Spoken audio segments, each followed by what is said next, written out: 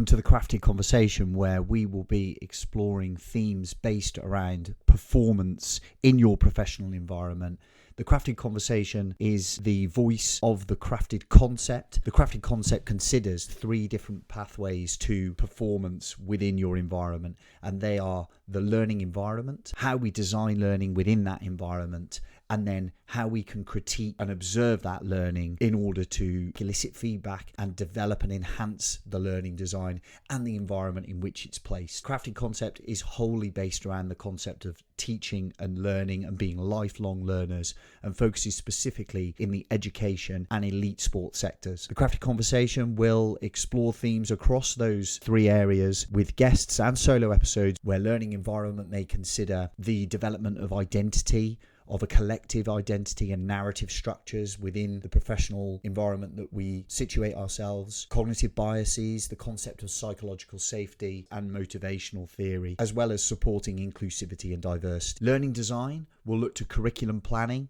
how we can actually plan for development, supported by research-led educational psychology, research around instruction in both that elite sport and education environment, planning for assessment, and harnessing neurochemistry through ways in which we expect interaction to occur. And finally, learning critique is all about observing. It's about eliciting feedback, giving stakeholders a voice and choice, and supporting diversity of thought to remove the chances of being susceptible to groupthink. Thanks for being with us today on the Crafted Conversation. Time to jump into this week's episode. Welcome back to the Crafted Conversation with me, Marcus Sharrod, where today I'm joined by Dan Crossman.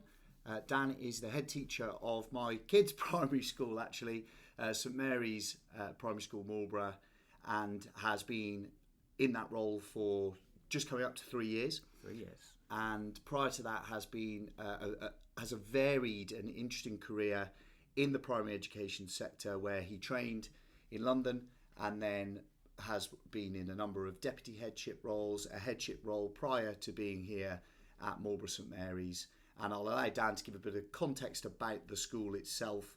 It's quite a large primary school that serves a very varied socioeconomic and varied community in what is a fairly affluent market town in Wiltshire. Dan also serves as a coach and mentor on a Wiltshire headship group, where he supports new heads, but also existing heads and experienced heads in continuing to remain motivated and seek challenge in a way that's required to be successful in the role. Dan, thanks so much for being with us. Nice to be here as well, I think. So, as I always start with a guest with a similar question, I'd like to ask you, Dan, given your background, your experience and what you do now, what do you consider your craft to be? Okay, I've thought about this for the last few minutes.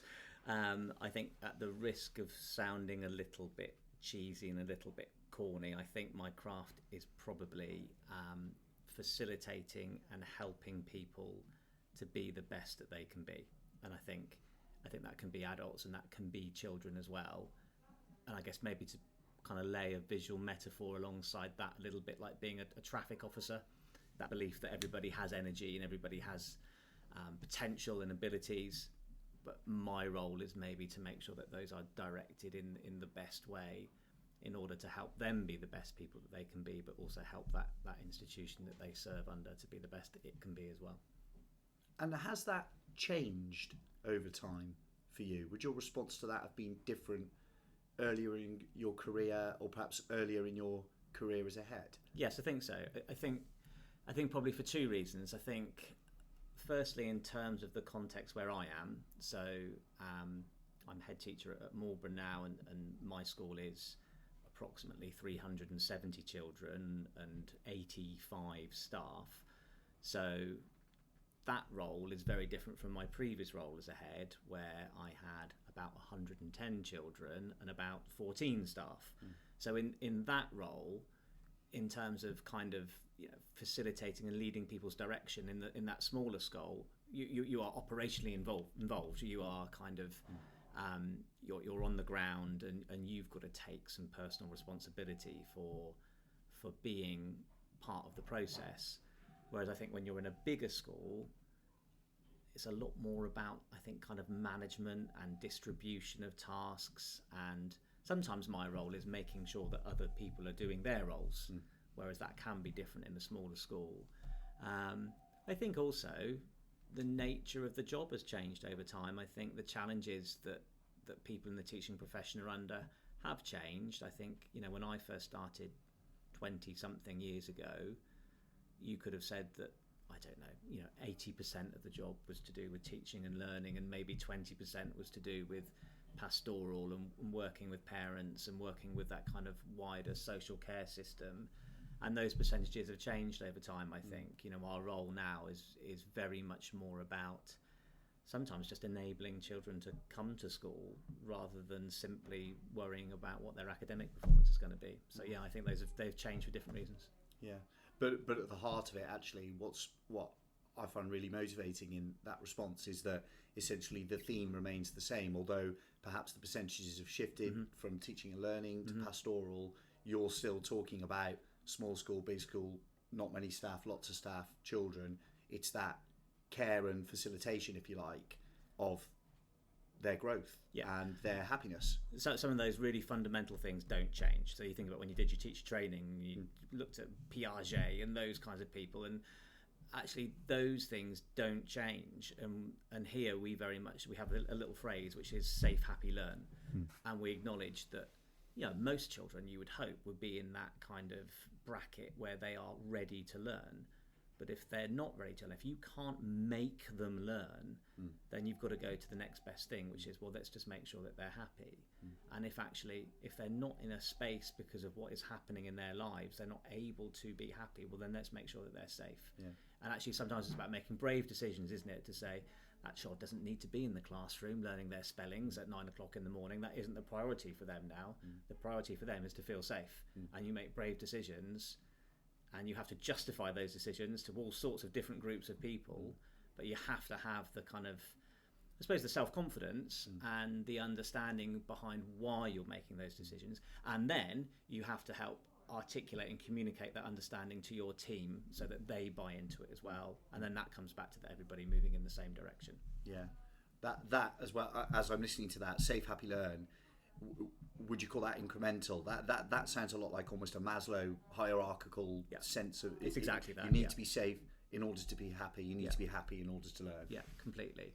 And I think helping colleagues, especially maybe colleagues who've been doing the job for a long time, who maybe didn't need to worry about the safe and the happy bit so much 20 years ago, because children just came in and they were ready to learn. As that's changed over time, you've got to help teach those colleagues the skills in order to make children feel safe. And that sounds like something, well, they will just know how to make children feel safe. But some of those children are coming from really high complex needs backgrounds, and actually it's really hard to make them feel safe. So how do you give them the skills? How do you give them the resources?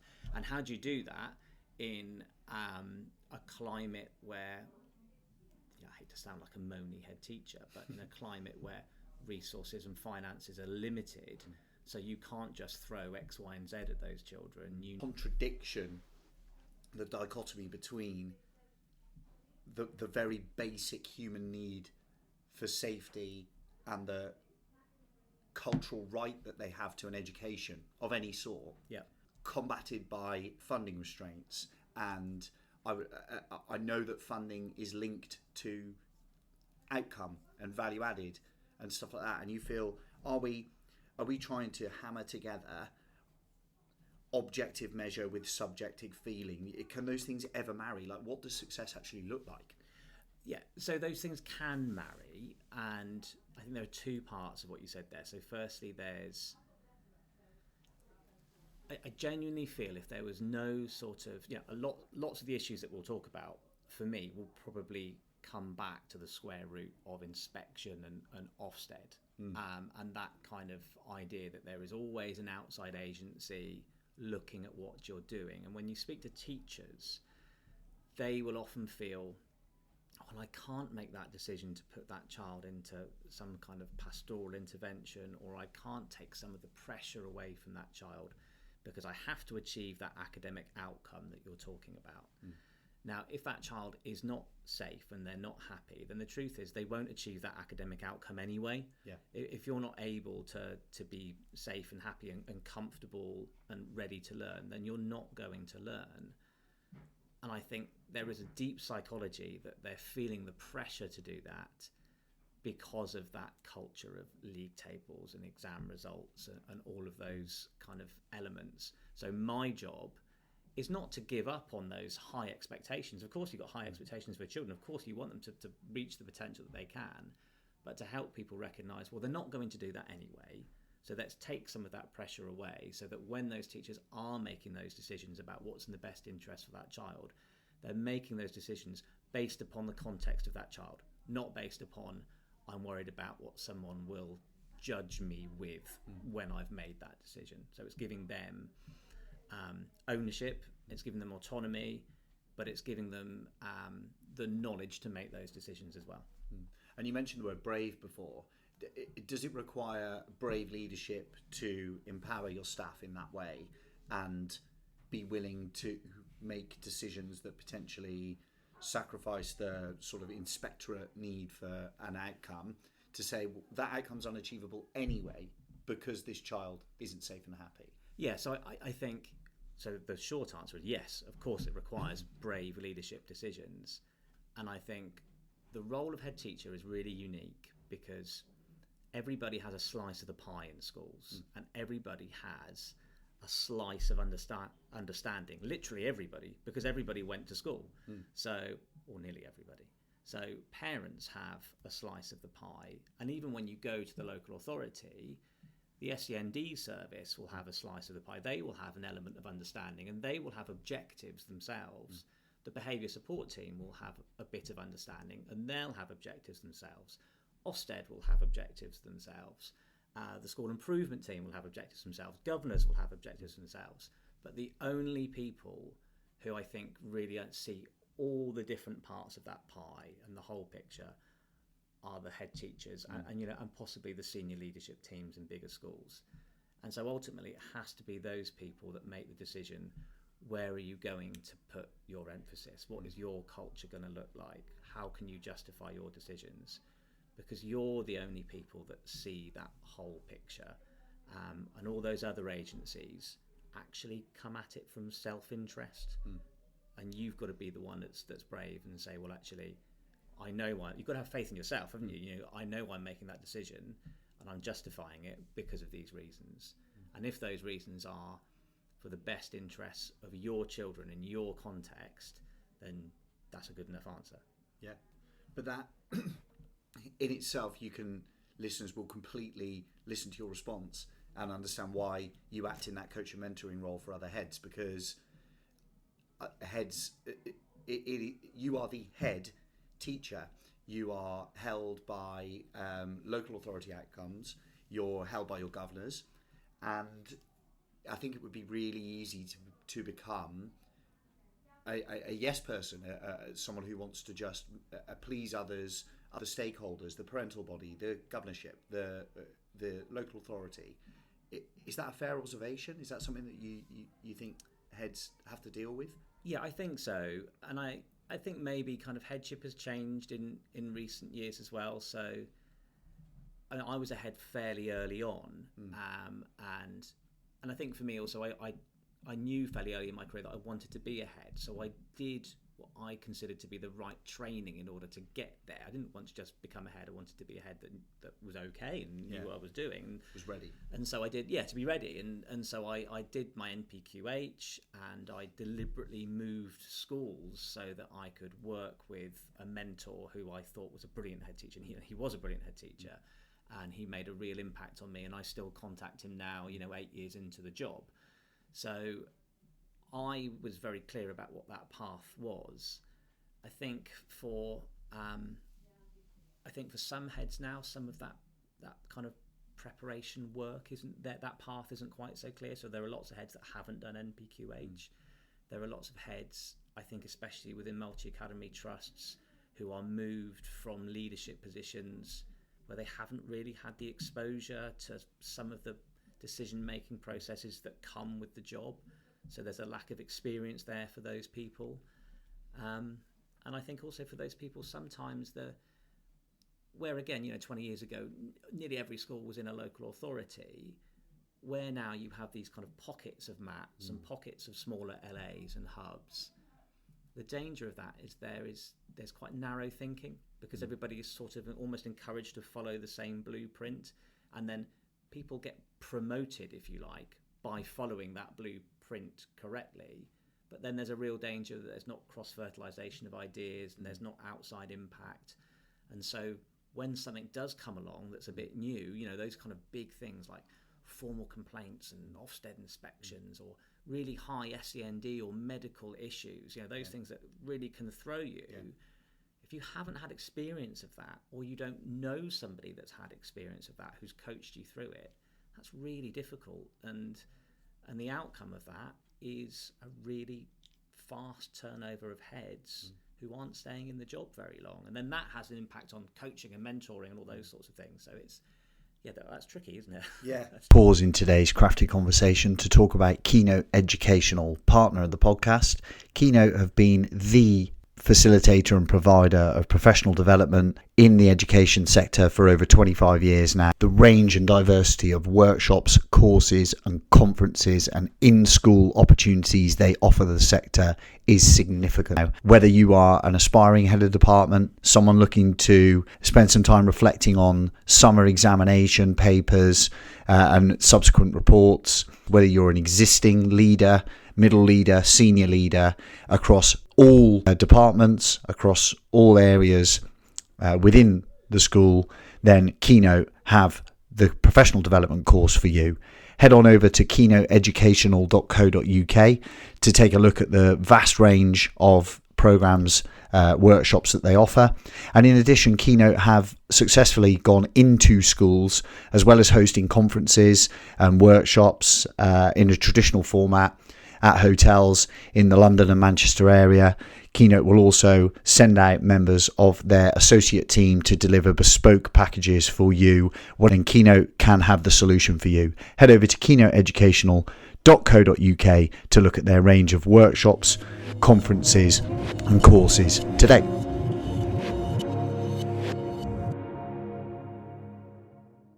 Interesting.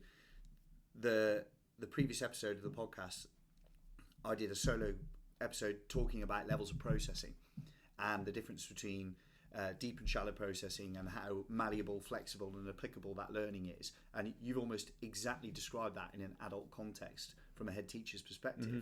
If you follow quite a rote learning process to go through what is required for promotion within a siloed environment, a siloed multi-academy trust, whatever, then you find yourself in the role that you thought you wanted to be in, and yet when challenged in a slightly different way, in a lateral way, then the flexibility of that learning isn't there, is it? And that's no different to a learner in your year 6 classroom, or the difference between the Key Stage 1 guys who learn their multiplication tables in a rote way to those who are required to use that in a flexible manner when they go into Key Stage 2. That's no different. Learning is learning. And I think, being a head teacher can be a lonely job. Yeah. And again, you have to feel that you have the right, when you do have the right, to make sure that you reach out to other networks. So, one of the things that's most useful to me is going and working alongside other heads who I think I can learn something from. And a small example of that is there's a head not very far away in Swindon who runs a really brilliant school. And when I met her for the first time, I walked into her office and she had a traffic light system on the door, a red, amber, green. And it says essentially, if it's green, come in. If it's amber, then only if it's really important. And if it's red, only if the school's on fire, come in. Yeah. And I thought, I would feel really guilty about having that on my door, because I really wanted to take to this job what I did in my previous role at that smaller school, that kind of open door policy, and I'm here to help you. But the truth is, in a role like this, in a school this big, I can't do that. And actually, that isn't my job. That it's my job to make sure other people are able to help everybody. And so when I first copy and pasted that system here, I felt terribly guilty about it, and I thought people would be terribly upset and that I would be sort of disowning them and alienating myself. And maybe they did feel like that for the first sort of couple of weeks, but actually everybody respects it. The outcome of that is that I'm able to be more strategic and not operational. That's the best thing for the school. And then actually that's the best thing for your staff and your children working for you. But I wouldn't have come to that decision had I not spent that little bit of time just networking with other leaders who you can learn things from. That's kind of your classic difficulty in a leadership role, isn't it? Of I'm here to facilitate and help and work for everyone else and make them happy, but then, as you say, you become operational, and actually you remove the sense of agency from very talented, university educated individuals because you're doing stuff for them, and that removes their sense of agency. Whereas to facilitate is sometimes to be in quite a messy zone where you go, what would you do? So we often, so that kind of that we very often talk about that in terms of you helping. What you probably did was deny that person the opportunity to either do it themselves or learn how to do it. So sometimes being helpful actually is being really unhelpful. Yeah, or from a lateral perspective, come up with a brand new way of dealing with that problem that no one had ever come up with before, demonstrated a level of creativity that we'd not considered. And as you say, in your attempt, in an attempt to be, I'm a great leader, then actually you've denied that, and that's gone. And not only have you denied it, they probably wouldn't apply themselves cognitively to potentially come up with a creative solution in the future. And sometimes that's about putting your own ego to the side as well, and not trying to show off that I'm really good at doing that, so I'll show you how to do that. Shall I just turn off my walkie-talkie? This is a working day, listeners. So it's, are you denying someone that opportunity by trying to feed your own ego? But equally, I think by doing that, sometimes you want to do it because you want to show that you can do it too. And actually, people, most of the time, they don't need to see that anyway. No, you're in the role. Yeah. What's the greatest challenge for head teachers in the maintained sector in a primary school currently? I think it would probably depend on where you are and what the context of your school is. It's always going to be different. But I think, and it sounds very boring, but ultimately I would say probably finance is the biggest issue. And you can be quite explicit about saying within the financial pressures that schools are facing, there's probably two big things. So one of them is birth rate. Yeah. So birth rate across the country is generally dropping, and the idea of 2.4 children is now, I think, 1.5 children. So you're seeing this birth rate drop. There are little pockets where that's you see the opposite, perhaps, where there's kind of movement of people, especially with kind of with the army coming back to certain parts of Wiltshire. But here in Marlborough, for example, the planned admission number for my school is 60, that we should take in 60 children every year. Well, at the moment, we're only taking in about 43. And that isn't because children are choosing to go to other places. It's just simply because there aren't enough children there. So that means that every year you've got a real shortfall, and you've got a shortfall of quite a significant amount of money. And obviously over time, that becomes cumulative. And you've got some real challenges there. So, and that very much is a problem for lots of schools in Wiltshire. So you have this changing of numbers of children, and that may mean that schools have to look at things like split year groups. You've got to go through potentially, tricky staffing decisions. And again, when we were thinking back to those kinds of challenges that are difficult for new head teachers who haven't experienced that, that's one. HR issues are really challenging. So in terms of finance, you have that role falling. But then what you also have is you have increasing SEND need. And that is, I wouldn't say that is specific to us. I would say that is a general trend. That's unanimous. We see, country. as listeners know, I work in an independent senior school, and it's exponential rise. And I think we could probably talk for hours about the reasons behind that, but there's no doubt that it's happening. You're seeing this rise in SEND. You're then seeing a lowering of funding. What you've also got is a lack of specialist school places. You've got a lack of resource-based places. So we have a resource base at my school, but the demographic that we're seeing in the resource base would historically have been children that probably would have been at the strata above in special school. So you're seeing this sort of trickle-down effect that's increasing that SEND need further and exacerbating that issue. And then you have the lack of resources alongside that.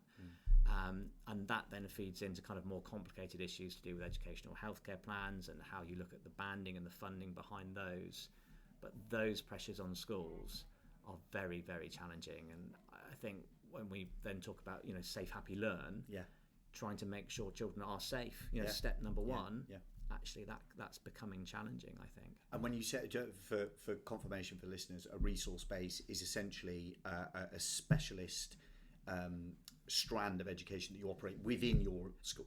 It's exactly that. It's almost like a little school within our school. Yeah, a little special school within the school. Our kind of ethos is that's absolutely inclusive, and it's the barriers to it are permeable, so children will come in and out of the resource space and go in and out of mainstream. But in order to obtain a place in the resource base, a child has to have an educational healthcare plan, and they have to apply to the local authority as if they're applying to another school. And actually that's sometimes really difficult for parents to understand, or prospective parents to understand, who might think that gaining a place at Marlborough St Mary's means an automatic kind of entrance into the resource base if you need it. And unfortunately, it's a lot more complicated than that. But actually that also is part of the problem, because I think the SEND system has become so convoluted, it's become so complex, so confusing for parents, that it's lost equity. Because it's also confusing for head teachers and SENCOs and senior leaders. And I'm really lucky here. I have a highly expert staff who are able to navigate that complicated SEND system. But I also go and work at other schools where maybe there hasn't been that SEND need over time. They don't have that level of knowledge and expertise, and they're getting shortchanged from that system because they don't have the knowledge to, sadly, fight for what they need to get. I think increasingly the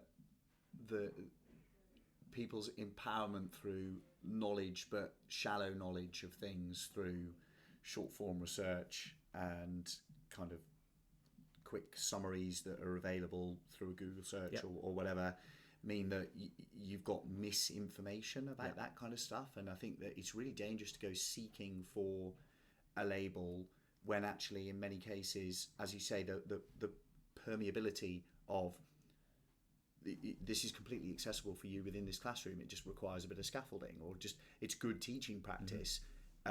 Quality first teaching will often negate the vast majority of SEND needs.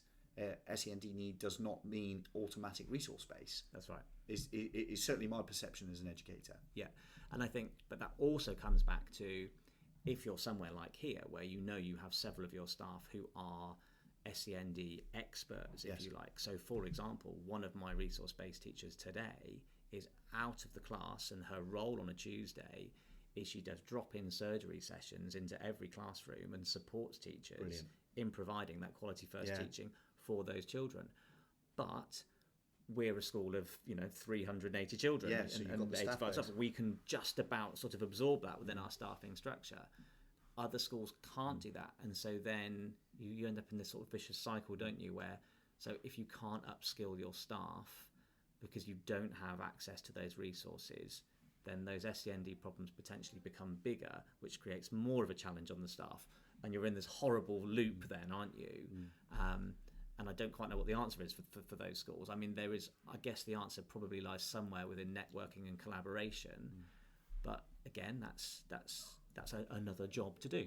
Yeah. This is a brief pause in today's crafted conversation to talk about how the crafted concept, the overarching business that supports the crafted conversation, both in newsletter and in podcast form, can best support you in your performance environments. The crafted concept has experience working in the education and elite sports sectors through performance coaching for individuals or for teams, the learning environment, by focusing on those three pillars of the crafted concept of performance, learning environment, learning design, and learning critique. Contact me directly because I can help you, as I have done on many occasions, developing a sense of cohesion within the team. Performance coaching aims to drive individuals and teams to excel. And as a performance coach, I am an expert in areas of teaching and learning, instructional design, motivational psychology, team development, performance culture and environment, and performance mindset. It's my job to generate activities, use questioning, listening, observing, probing techniques to deliberately seek feedback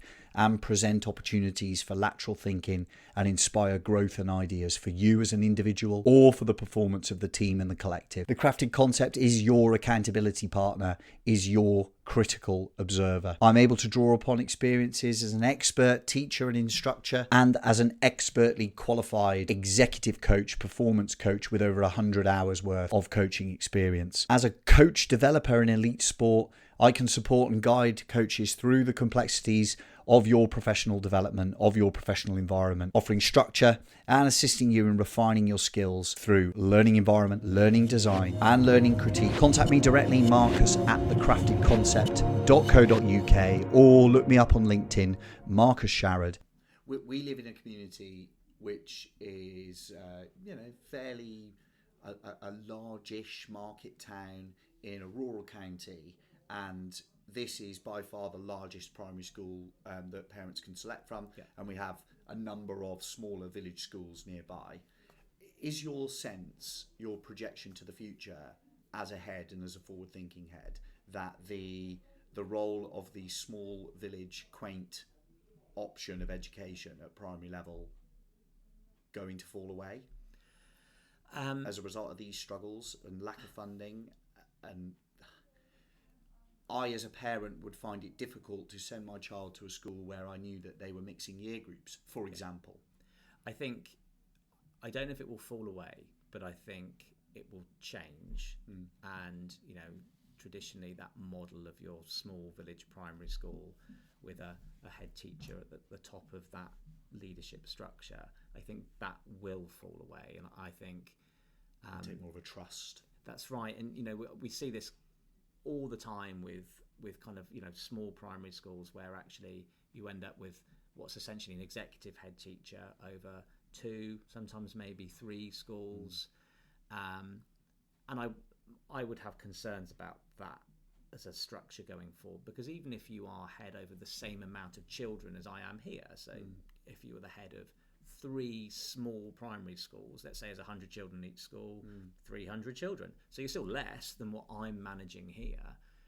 But it's just the logistics of that. Yeah. It's just the driving in and out of it. It's just the contact that you have with parents. It's the building of relationships with people when you're not there. With the best one, Teams was great, wasn't it? We discovered Teams during COVID, but Teams is not a substitute for going and talking to your staff in the staff room and having a cup of tea with them and meeting the parent on the gate and really understanding their issues.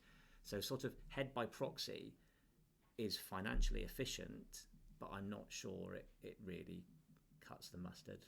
I think there's a problem there for smaller schools. Yeah, for sure.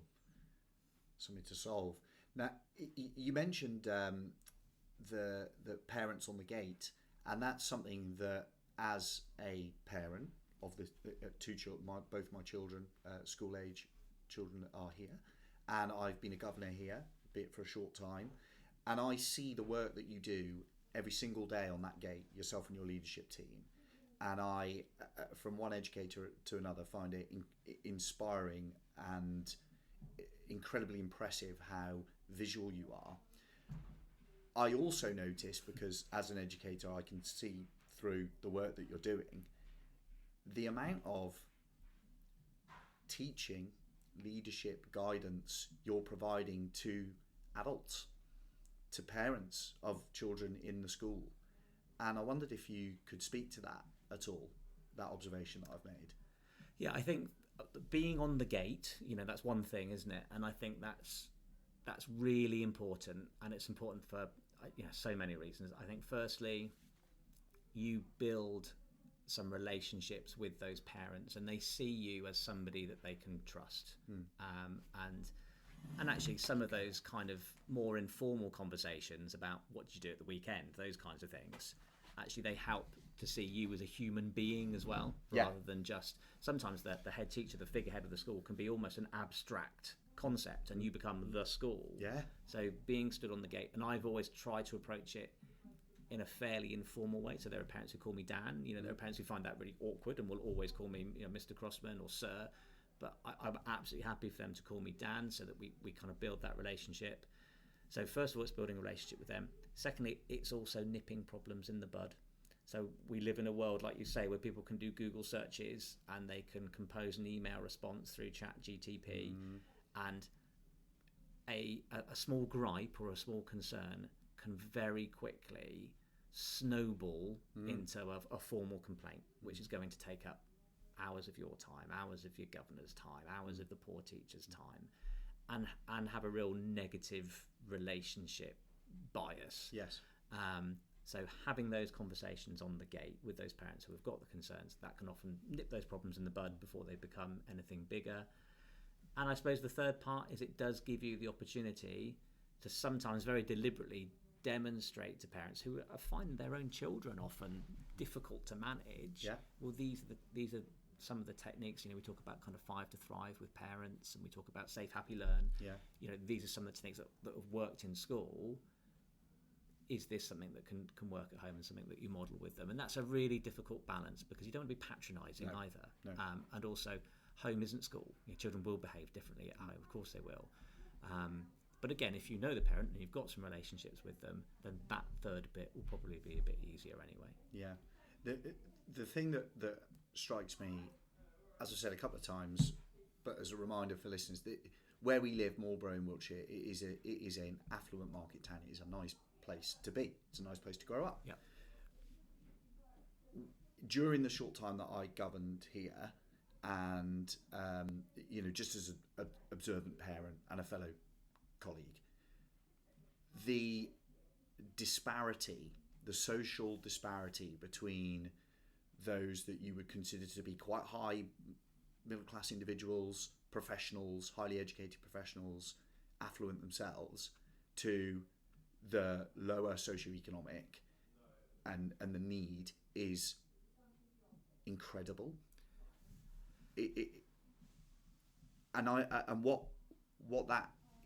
How I extrapolate that out is, if that's Marlborough, then what does Swindon look like up the road? Or what does inner city Birmingham look like? Yeah. Or Bristol up the M4 look like? And I just think, from a societal perspective, the lens you have is scary. So Marlborough's a fascinating place, and it's a really good case study for these sort of small market towns and the challenges that they hold. And you shouldn't just limit that to education as well. You broaden that out to, if you look at things like county lines and the challenges that the police are having. Yes. Often the challenges in these sorts of towns are much bigger than the challenges, or not bigger. They're harder to solve than they are, say, if you're in East London, because if you're in East London, you've got all the resources of the Met behind you. Yeah.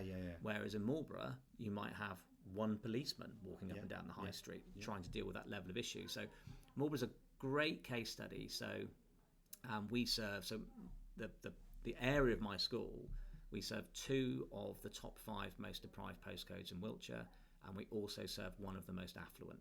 And that contrast absolutely exacerbates those challenges. And there's some data that you can put behind that. So, for example, our level of disadvantaged children is higher than the national average. But actually, behind the data, what you see are the needs of those families. So in school, we talk about 4 drivers. So we talk about Read, Talk, Pride, and Marlborough. And our curriculum is geared around those drivers. So readers, children often come in with a low phonic ability and maybe shouldn't be where you might hope they would be in terms of their baseline. Talk is obvious that in terms of actually their ability, they haven't grown up in a kind of communication-rich environment, and their talking and their speech and their ability to listen can be quite low. And so to counter that, our curriculum is very much talk-based. But then I think the 2 which are really interesting are Pride and Marlborough. So Pride is that kind of feeling of self-esteem, and Marlborough is the fact that like you adhered to, often our children don't feel like Marlborough belongs to them because they walk down the high street and they walk past the coffee shop where a coffee costs £5.50 and is just filled with students from the public school, and they walk past a shop where a Coke costs £350, and then they walk past a shop, you know, the one where you have to take your own bag or glass jar to fill it up. That doesn't mean anything to those families. They can't access that, and so Marlborough doesn't belong to them. So we have to make decisions about how are we going to make our children feel like the high street is theirs and doesn't belong just to that affluent one postcode.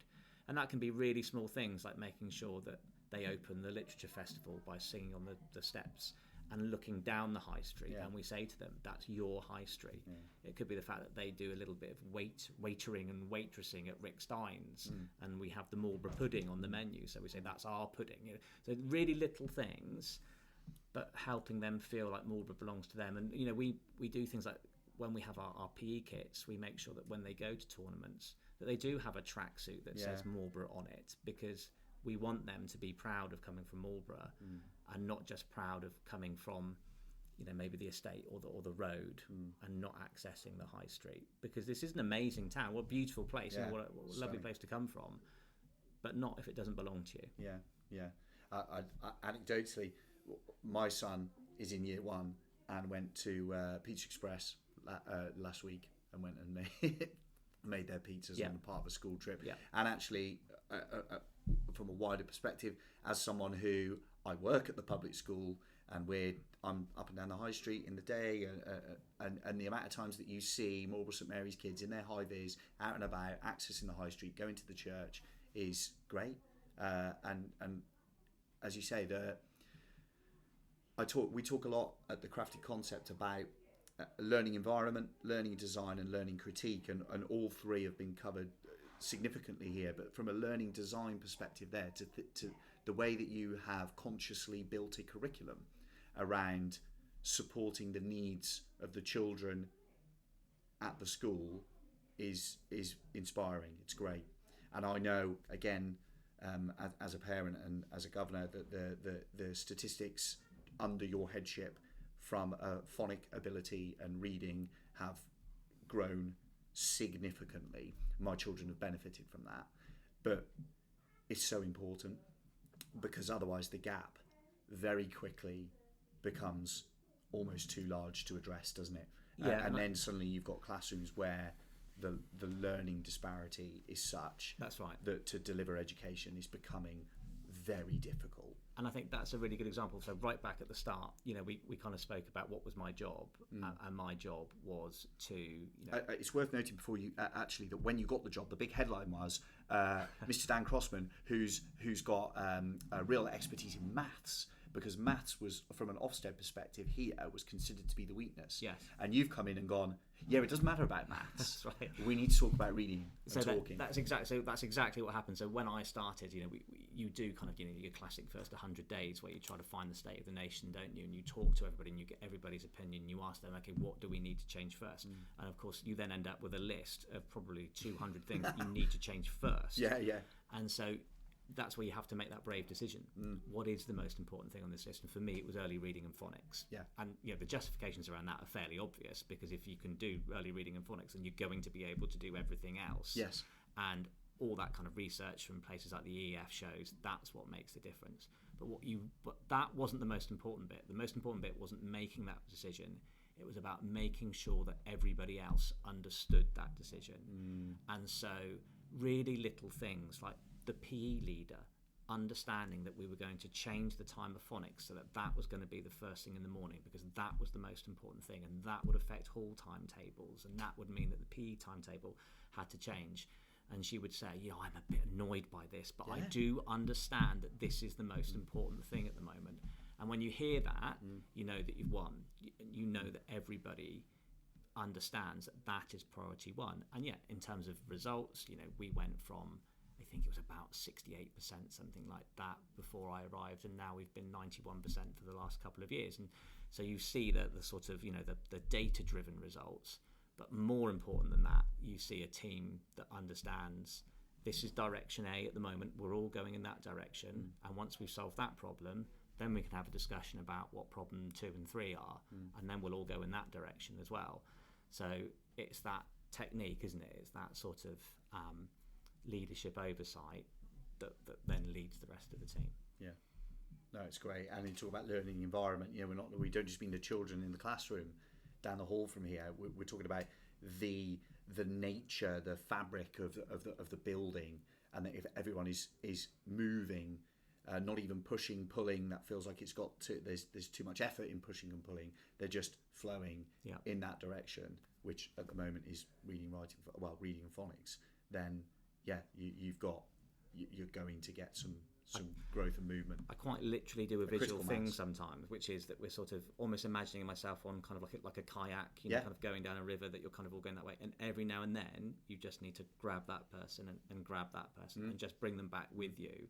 And it's not because they're deliberately bucking against the trend or trying to be difficult. It's just more likely they had an enthusiastic idea and they're going off over here, and you've gone, that's great, but remember at the moment that's the direction of travel, so let's just come back here and then we can talk about that one once we've achieved this one. Yeah, and in an environment that supports colleague agency and appreciates their competence, you would want your PE lead, your science lead to want to really drive their silo because that's their passion.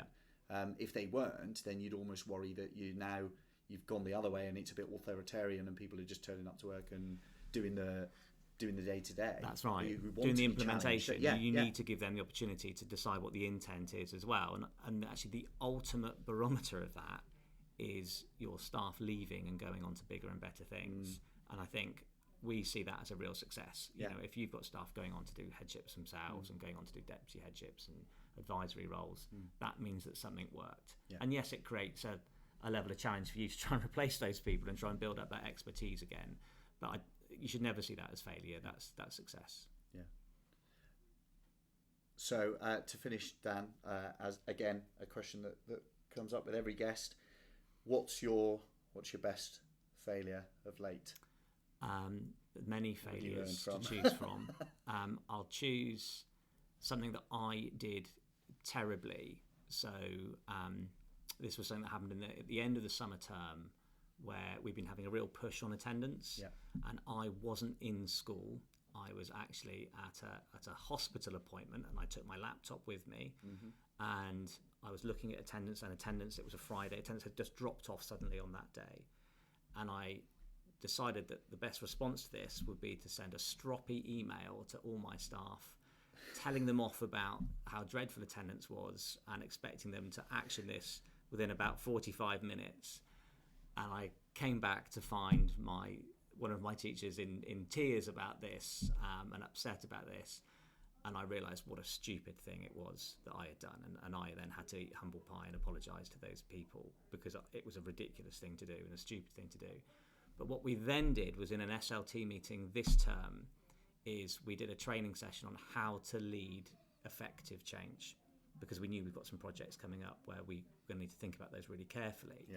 And we used that as an example of how not to lead effective change and how actually if you don't plan it, if you don't think it through, if you don't consider how it's going to affect people, it's never going to be successful. So we'll keep making mistakes, but just make sure that you're self-reflective and you own your mistakes and you go and say sorry to the person who you made cry. Well, that's a lovely example, because the humility that you've shown just authenticates your significant leadership ability, the reason that you're in the role. Just being able to go, well, you'd have to check with her, make sure that it doesn't work here anymore. No, that's great. Dan, I really appreciate your time. The listeners really appreciate your time and your insight. You do a wonderful job here, and it is a bloody difficult job at present and probably going forward in this sector.